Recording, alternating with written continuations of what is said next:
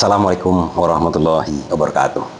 Kawan-kawan, kalau kita lihat Menteri Keuangan Purbaya sekarang kok tidak ragu dengan bencana Sumatera. Maksud saya di sini adalah tentang masalah keuangannya, kawan-kawan. Karena menurut perkiraan dari Metro TV, itu perkiraan sementara, biaya recovery atau rehabilitasi daerah-daerah yang terkena bencana di Sumatera Barat dan Sumatera Utara itu sekarang memerlukan biaya sekitar 58 triliun. Apa arti angka itu? Arti angka itu adalah seperti begini, kawan-kawan.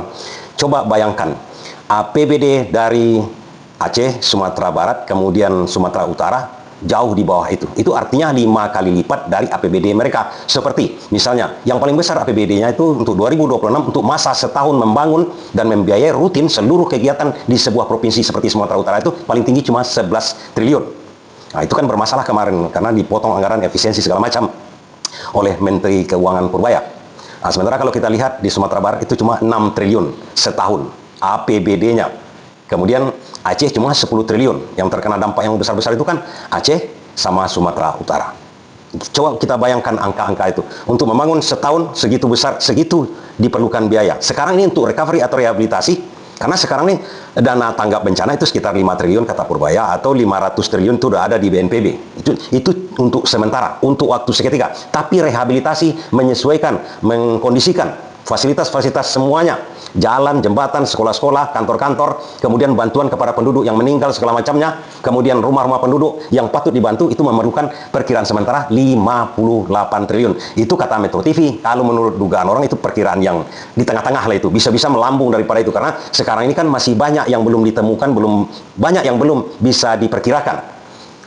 Jadi pertanyaan kita balik, kenapa Purbaya tidak bingung dan terkesan santai saja dalam hal ini?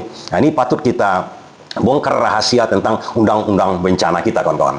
Jadi kalau ada di tahun 2007 ada undang-undang nomor 24 tentang bencana alam di Indonesia ini. Ya, jadi memang kalau pembiayaan secara keseluruhan yang dikatakan oleh Metro TV itu sampai 58 triliun atau 60 triliun, artinya sekitar, kalau kita bagi 3 di antara itu 2 kali lipat dari anggaran untuk APBD-nya, itu memerlukan landasan undang-undang. Landasan undang-undangnya adalah Undang-Undang Bencana tahun 2007 tersebut. Cuma ada resikonya. Sekarang ini kan pemerintah agak gampang menetapkan ini bencana nasional atau bencana daerah. Kalau undang-undang itu mau dipakai, seharusnya pemerintah menjadikan tingkat dari bencana itu menjadi skala nasional atau level nasional. Kenapa begitu? Baru bisa dipakai landasan undang-undang tersebut. Karena itu nanti pusat komandonya diambil alih dari pusat semuanya. Kalau seperti sekarang ini masih dikatakan bencana tingkat daerah, itu agak terbata-bata jadinya dari pusat. Artinya begini, kawan-kawan, secara sederhana undang-undang itu menjamin kalau sudah diumumkan oleh presiden ini adalah skala nasional, itu bisa saja kita mendapatkan, misalnya ini anggaran kita ini kan cekak, ini tahun-tahun 2026 ini, kita bisa mendapatkan bantuan dari luar negeri.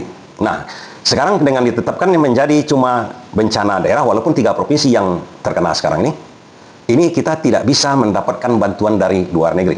Cuma memang ada efek dari kalau bantuan dari luar negeri ini diminta atau diberikan, karena dengan otomatis kalau skala bencana ini menjadi skala nasional, otomatis nanti luar negeri akan bertanya kepada kita. Bukan hanya bertanya, secara solidaritas biasanya mereka menyumbang. Dan biasanya kalau mereka menyumbang, kalau di luar negeri itu seperti yang diumumkan oleh Menteri Sosial kita kemarin itu, setiap dana sumbangan kalau di luar negeri, bahkan di Indonesia kan begitu juga, harus diaudit. Diauditnya kenapa? Karena itu adalah uang masyarakat yang dikumpulkan oleh lembaga-lembaga internasional. Mereka juga ingin tahu kemana aja dananya itu diberikan. Dan cara mereka mengetahui adalah liputan media. Liputan media ini apa? Datanglah jurnalis-jurnalis yang dari luar negeri ke Indonesia secara resmi. Pertanyaannya, apakah sekarang tidak bisa jurnalis dari luar negeri masuk? Ya, bisa saja. Kan jurnalis itu bebas sebenarnya. Tapi kalau memberitakan bencana sekarang, tapi kalau dalam keadaan sekarang ini, mereka hanya sekedar memberitakan. Tapi kalau nanti ada sumbangan dari luar negeri, tentu saja pihak yang menyumbang, LSM ini akan mempertanggungjawabkan kemana dana sumbangan, karena LSM itu mengumpulkan dana dari luar negeri, dari daya masyarakat atau dari publik juga. Mereka akan membuat laporannya, dan laporannya itu akan dibuat berdasarkan investigasi kemana uang itu diberikan. Dan ini memang akhirnya menjadi pertanyaan, kenapa bencana ini bisa terjadi? Bisa terjadi. Di balik hal itu mungkin yang ditakutkan oleh pemerintah sekarang ini, diselidiki oleh luar negeri, seakan-akan mengintervensi kita segala macam. Di luar daripada itu, mungkin saja itu yang ditakutkan, karena sekarang ini seperti kita pada tahun 2019 COVID-19 ataupun pada waktu tsunami, itu memang betul-betul dari alam kan. Kalau sekarang ini ada dua efek sebenarnya. Bahkan sebagian penelitian ini memang karena deforestasi yang luar biasa sehingga sementara kita negara Indonesia ini sudah bekerja sama menaikkan perjanjian segala macam dengan luar negeri.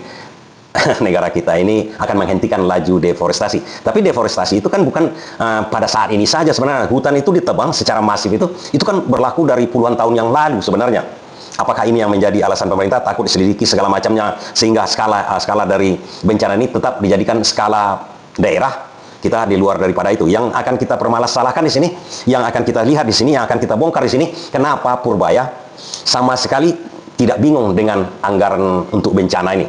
Nah, kawan-kawan, kita tahu undang-undang yang kalau skala memang berkaitan juga ujung-ujungnya dengan harus dinaikkan ke level nasional bencana ini. Tapi kalaupun tidak dinaikkan menjadi level nasional dengan adanya keputusan presiden saja, keuangan dari negara ini tidak ada masalah sebenarnya. Ya, pertanyaan kawan-kawan, itu aja untuk masalah MBG segala macam kan bermasalah kemarin itu. Dan kemudian anggaran ke daerah kan dipotong untuk efisiensi. Ini luar biasa ini, 60 triliun itu artinya untuk seluruh Sumatera itu sekitar itulah anggaran biaya APBD-nya selama setahun ke 2026. Dari mana pemerintah mencarikan dananya? Nah, ini ada memang caranya atau mekanismenya sudah disusun sebenarnya oleh pemerintah kita dengan DPR dan ya pemangku kepentingan di negara kita ini. Pada waktu COVID-19, kita sudah pernah melakukan namanya burden sharing antara Bank Indonesia dengan Menteri Keuangan. Jadi kita lihat dulu apa nama yang diistilahkan dengan burden sharing. Burden sharing itu secara harfiahnya begini, berbagi beban. Dan dalam sistem keuangan negara kita ini, antara moneter dengan fiskal namanya. Jadi Menteri Keuangan ini adalah fiskal, kemudian moneter itu Bank Indonesia, itu dipisahkan. Bank Indonesia atau Bank Sentral kita ini terpisah dengan negara kita. Nah, sangat gampang bagi pemerintah. Ini memang resikonya menambah hutang. Ini pernah dilakukan pada waktu COVID-19. Dana untuk mengatasi COVID itu kan bukan sedikit, kawan-kawan. Ya, bisa saja itu dikorupsi segala macam. Kita di luar daripada itu berbicara. Sangat gampang sama Bank Indonesia dengan Menteri Keuangan. Menteri Keuangan tinggal menerbitkan yang namanya SBN. SBN itu apa? Surat berharga negara. Surat berharga negara itu macam-macam, turunan-turunannya nanti, obligasi dan macam-macam. Dan itu diambil oleh Bank Indonesia. Diambil oleh Bank Indonesia misalnya untuk penanganan COVID atau bencana sekarang. Diterbitkanlah SBN itu sekitar 60 triliun oleh Menteri Keuangan. Kemudian diambil langsung oleh Bank Indonesia. Dibeli langsung. Jadi dibeli langsung, masuklah uang itu ke Kementerian Keuangan. Pertanyaan sederhana kawan-kawan tentu saja, dari mana BI mengambil dananya itu? Sangat sederhana juga kawan-kawan. BI itu adalah institusi atau instansi yang diperintahkan oleh undang-undang untuk mencetak uang. Walaupun tidak ada basis emas underlying namanya.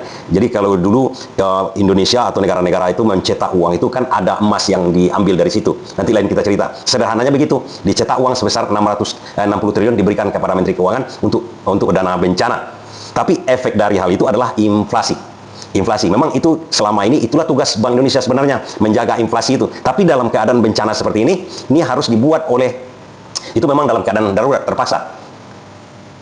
Tapi memang kalau bisa hal ini tidak dilakukan karena ini dalam keadaan darurat. Itu makanya saya katakan tadi dari awal, kenapa Menteri Keuangan sekarang ini menghadapi bencana di Sumatera itu tidak pusing. Yang pusingnya nanti setelah itu diterbitkan, setelah itu diberikan dana 60 triliun itu diberikan, memang di sini inflasi itu akan naik. Cuma dalam teori ekonomi yang lain, inflasi yang naik kalau terkontrol itu malahan bagus untuk ekonomi kita. Tapi kalau tidak terkontrol, ini yang berbahaya. Berbahayanya akhirnya anggaran kita ini kolaps, dan yang lebih berbahayanya nanti melampaui dari undang-undang kita sendiri. Ada namanya defisit, batas defisit keuangan APBN kita. Batas defisit kita kalau disetujui yang dibuat oleh DPR dengan pemerintah itu adalah 3%. Tidak boleh melebihi dari 3%. Kalau melebihi dari 3%, sekarang ini 2,8%, dengan ditambahkan itu sekedar informasi kepada kawan-kawan, kalau ditambahkan 60 triliun itu lagi, itu hampir mendekati 3%. Itu artinya Menteri Keuangan nanti bisa-bisa melanggar peraturan yang dibuat oleh pemerintah dengan DPR. Cuma kalau dalam keadaan bencana semuanya darurat, hal itu pun boleh dilanggar. Jadi kawan-kawan mengerti sekarang kenapa Purbaya atau Menteri Keuangan sama sekali tidak pusing dengan bencana atau dana bencana ini. Cuma yang diusahakannya sekarang mengambilkan dari pos-pos dari APBN yang lain. yang macam-macam kan, ada dana diendapkan segala macam, dana nganggur di Bank Indonesia yang katanya sekarang ada 400 triliun, itu bisa saja dipakai oleh Purbaya. Jadi tidak perlu, ataupun tidak perlu dia menerbitkan SBN, itu jalan terakhirnya. Kenapa Purbaya tidak khawatir dengan dana bencana? Tinggal keputusan Presiden. Pertanyaan kawan-kawan, kan tidak dinaikkan jadi status nasional. Undang-undang menetapkan bahwa kalau bencana ini mau ditanggung oleh APBN seluruhnya seperti menerbitkan SBN seperti COVID-19, harus dinaikkan skalanya menjadi skala nasional. Tidak perlu juga kawan-kawan, tinggal dibuat kepres oleh Prabowo. Jadi kalau masalah-masalah itu sebenarnya tinggal pertimbangan dari tingkat nasional saja. Demikian sedikit tentang informasinya kawan-kawannya. Jadi hal ini sebenarnya tidak perlu dikhawatirkan. Yang khawatir mungkin orang-orang yang membalak hutan. Yang membalak hutan itu siapa? Yang menyebabkan bencana di situ? Ya, kita tahu sendiri, elit-elit kita juga bermain di situ. Jadi kita minta keputusannya yang bijaksana lah. Kalau menurut saya harusnya dinaikkan saja tingkat nasional, atau memang kalau tidak menjadi tingkat nasional, berlakukanlah hal yang skalanya skala tidak nasional, tapi berlakukan praktiknya dengan skala nasional. Terbitkan SBN, recovery secepatnya, itu yang kita inginkan. Ya, kalau memang masalah itu nanti, percayalah, lama-lama itu akan terbongkar kawan-kawan. Siapa penyebabnya, siapa yang harus bertanggung jawab? Paling tidak, kalau tidak di dalam di dunia ini, di akhirat. Dan kadang-kadang setelah itu ada saja balanya sama mereka yang tak mau bertanggung jawab saat ini. Demikian sedikit kawan-kawan. Terima kasih.